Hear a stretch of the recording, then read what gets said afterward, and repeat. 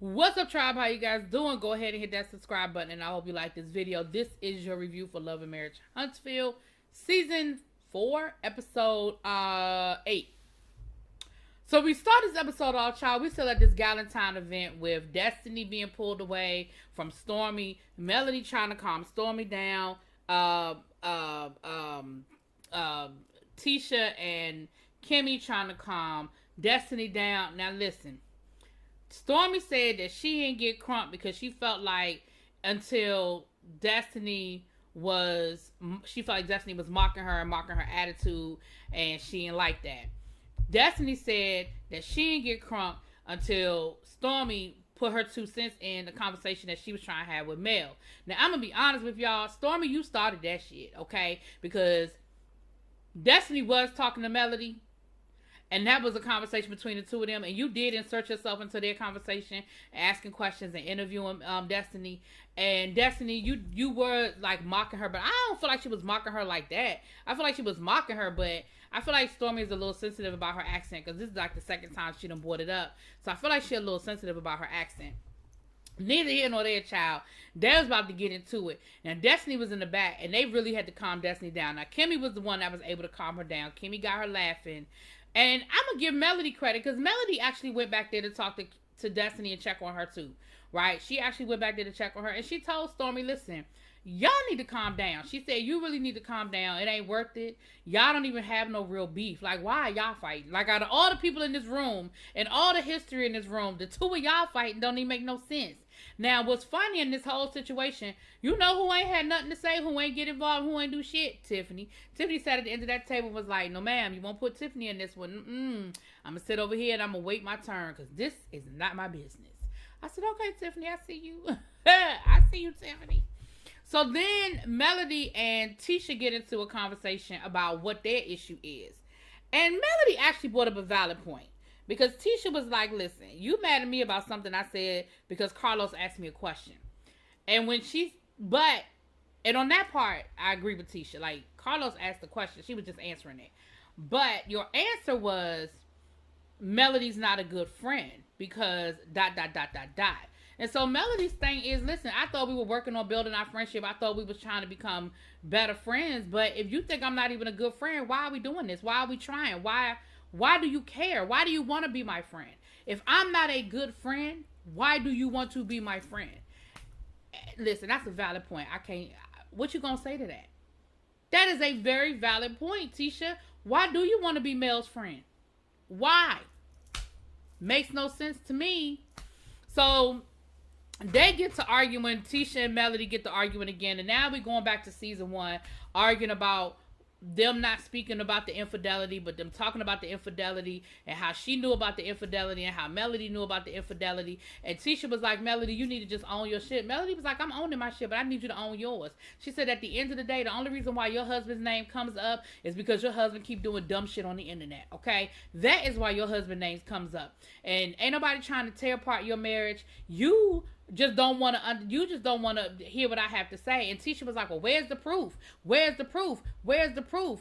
And she was like, at the end of the day, you don't want to hear the proof. Like, people have told you, you don't want to hear it. You want to live in your own little fantasy world. And I'm done. Like, it is what it is. At this point, I'm done. And Melody got up, she packed up her toys, and she went home. And because her and Stormy rode together, baby, Stormy left too, okay? So then we see it's Kimmy's birthday, and Maurice brings her breakfast in bed, and she basically recaps the whole Galentine situation to him. And then they get to talking about the housewarming that she's having for Jalen. And she said, well, I invited Mel because, I don't want to put Mel and Martell in the same space. And if Mel doesn't come, then Martell can come because, I just don't want no issues and I don't want no drama. And Maurice was like, but the person that brings the most drama is Mel. Like, everybody, he said, listen, Mel got a problem with Tisha. Mel got a problem with Destiny. Mel got a problem with Martell. Martell only got a problem with Mel. So if we're talking about who's going to be the most problematic, Mel is the most problematic out of the two of them.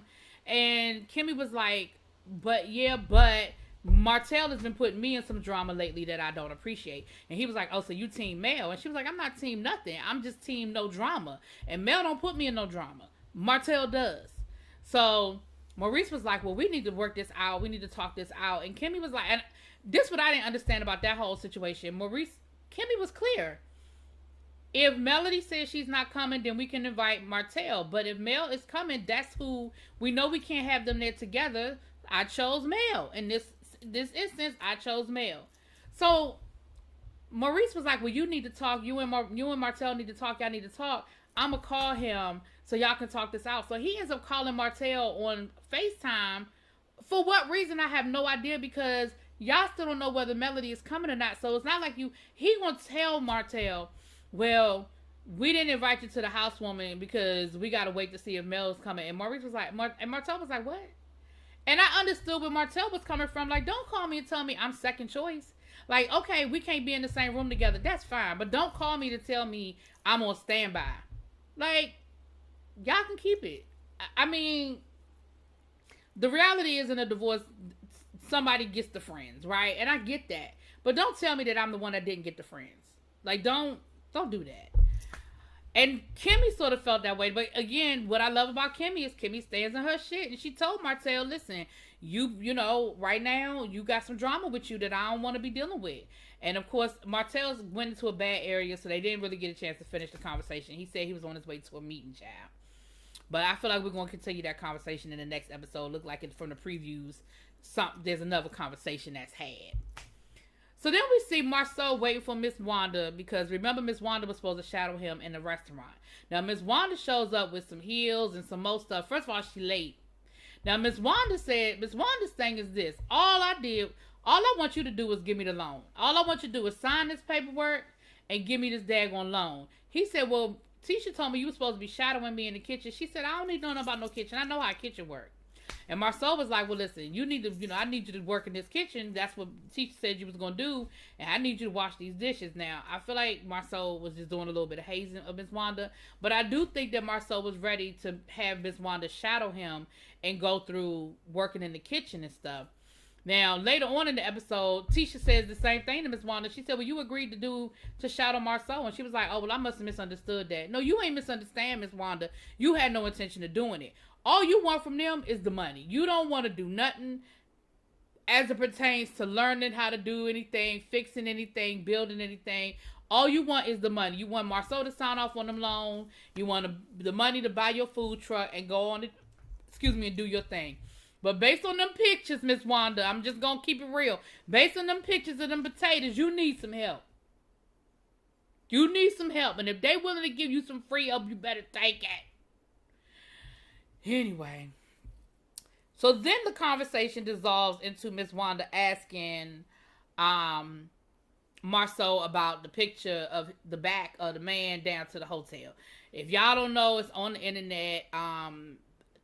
They got allegedly one of Marceau's women took a picture of his back at the hotel room, and she had a whole story about what weekend they were in Atlanta. It was like the weekend before Valentine's Day or something like that, and they were in Atlanta, and he can't go to expensive hotels because somebody might see them. So I guess they be staying at the, La Quinta or the Motel 6 or the Red Roof Inn. I don't know where they be staying. But allegedly, they was not at a really nice hotel, because Marceau say, we can't go to the nice hotel, girl, because people going to recognize me. So you have just as much of a chance that somebody recognize you down to the Red Roof Inn as you do at the Four Seasons. Let's just go on and be honest about that. If you're creeping, you're creeping, you're creeping. The only difference is, I guess the difference would be at the Red Roof Inn, you ain't got to walk through the lobby. You can just go straight to your room. And maybe you don't want nobody to see you. I don't know. Moving on. So, let me say this. I saw the picture.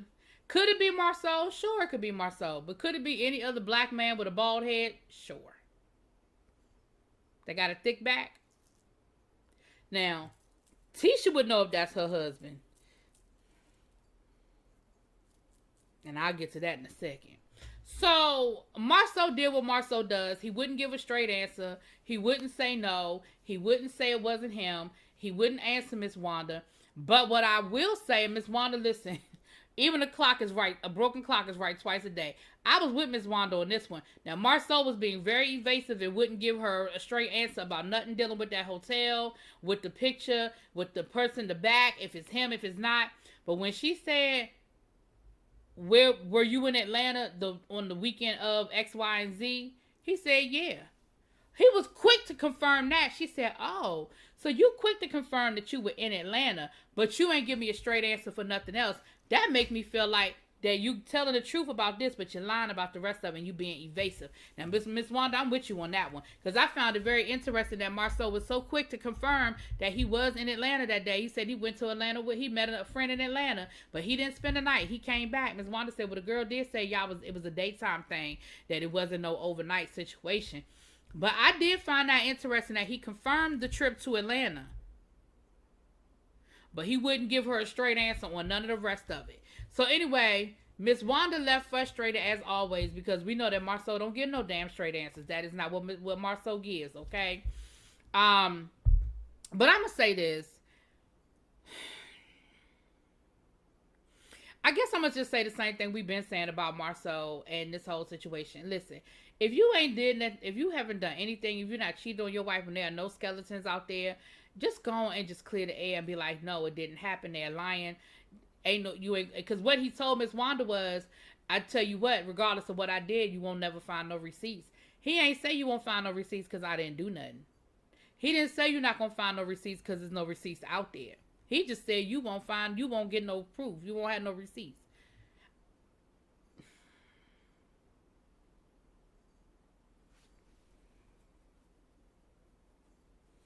Anyway, so Stormy and Melody meet up. And Melody lets Stormy know that they did have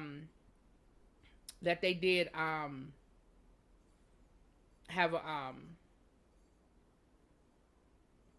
Lord, I lost my whole train of thought. Oh, that she talked to Destiny and she feel like her and Destiny need to clear the air because y'all really don't have no beef like that. She said, I know Destiny. She said, Stormy was like, well, why is she so aggressive? She feel like she's not aggressive. And Melody was like, no, she's aggressive. The child's aggressive. But, she felt like this and you feel like that. And I really feel like it's a quick fix. I feel like the two of y'all can sit down and talk and y'all really can just resolve it. Stormy told me, I talked to her, but we going to need security. Woo! Stormy was like, listen, I'm aggressive, she aggressive. It just might not go well. We might need to have a third party in the room. I don't know. But she did agree to talk to a child. So, Miss Wanda talks to Letitia. And basically, she's just talking to Letitia about the conversation with Marceau about the picture. Now, Tisha said that she had been off of social media for a month and she don't know what they talking about. But later on in the episode, she said she knew all about the picture. Now, which one is it, Tisha? Did you not know or did you know? But neither here nor there. Well, no, later on in the conversation. But neither here nor there. When Miss Wanda showed Tisha that picture, did y'all notice Tisha's response?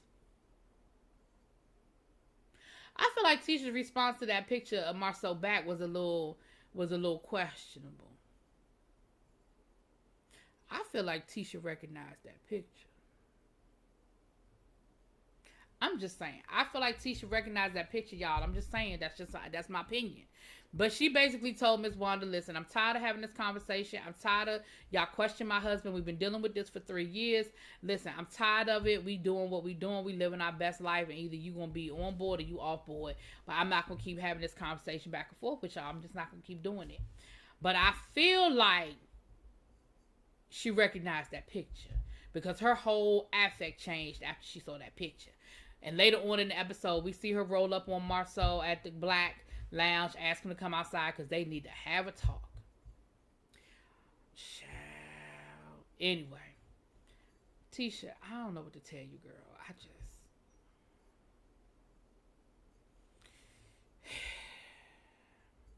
Anyway, the Whitlows meet up with Martell down to the wine bar. Listen, I just feel like they needed a scene and Martell needed a scene, and so they filmed the scene. Because all they did was talk about, he said, she was like, well, we haven't seen each other since the book signing. Did the kids get over it? I mean, yeah, but it really hurt. I think one of the kids, he said, was really bothered by it. And she said, well, I talked to Mel, and she said that her uncle passed and they had a funeral. And Martell gonna say, well, I mean, she could have told me that. She didn't have to tell you nothing. It was her weekend. Like, she didn't have to tell you nothing. It was her weekend that had the kids. Now, listen, I told y'all how I felt about that situation when it happened, but at the end of the day, it was her weekend. She ain't got to tell you shit, bruh. Then, that she got to tell them what happened down to the Galentine event. And basically Marceau was like, listen, everybody that think they cool with Melody right now, you only cool with Melody as long as you tell Melody what she wants to hear. When you are no longer beneficial to Melody and telling her what she wants to hear, you will no longer be in Melody's good graces. And he was like basically like, and I'm talking about you. So anyway, that's pretty much what was the episode. Y'all let me know what y'all think. I'll talk to y'all later. Peace.